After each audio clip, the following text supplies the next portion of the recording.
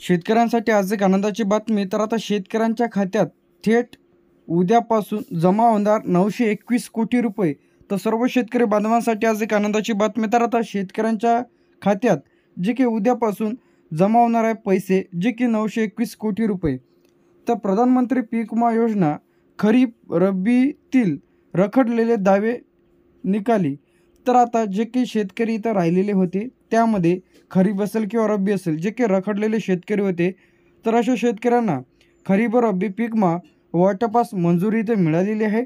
तर प्रधानमंत्री पीक विमा योजना गेल्या वर्षी खरीप आणि रब्बी हंगामातील रखडलेल्या दाव्यांची जी काही भरपाई आहे, ते येत्या सोमवारी सर्व शेतकरी बांधवांच्या खात्यामध्ये डीबीटीच्या माध्यमातून जमा केली जाणार आहे। खरीपातील जे काही 809 कोटी तर रब्बीतील 112 कोटी, तर अशी एकूण जे होणार आहे 921 कोटी रुपये, तर आता सर्व शेतकरी बांधवांच्या खात्यात जमा होणार आहेत। तर आता सर्व डीबीटी, तर आता तुम्ही जर तुमची ई पीक पाहणी केलेली असेल, तर असे शेतकरी यामध्ये पात्र आहेत। तर आता शेतकऱ्यांची यादी जर पाहायची असेल, तर आपल्या चॅनलवरती आपण व्हिडिओ अपलोड केलेला आहे, तर लगेच बघा।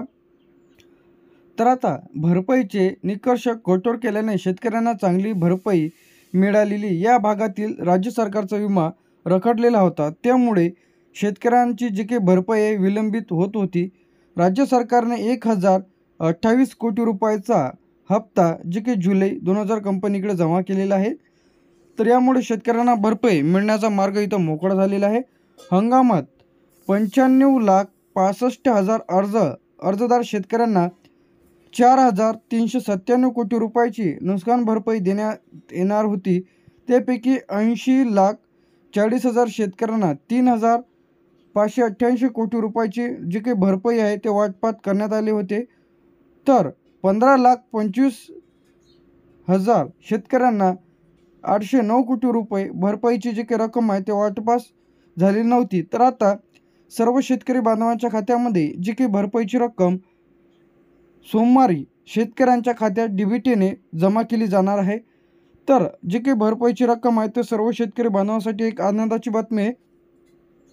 तर आता सोमवारपासून सर्व शेतकरी बांधवांच्या खात्यामध्ये डीबीटीच्या माध्यमातून जे काही इथं 921 कोटी रुपये डीबीटीच्या माध्यमातून पात्र शेतकऱ्यांच्या खात्यामध्ये इथं जमा करण्यात येणार आहे।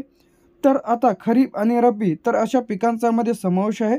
तर आता जे की सोमवारपासून डीबीटीच्या माध्यमातून सर्व शेतकरी बांधवांच्या खात्यामध्ये जे की आधार लिंक बँक खात्यामध्ये ज्या बँक पासबुकला तुमचं आधार लिंक आहे, तर अशांमध्ये तुमचे जे काही पैसे आहेत तिथं डीबीटीच्या माध्यमातून जमा केले जाईल, जे की सोमवारला।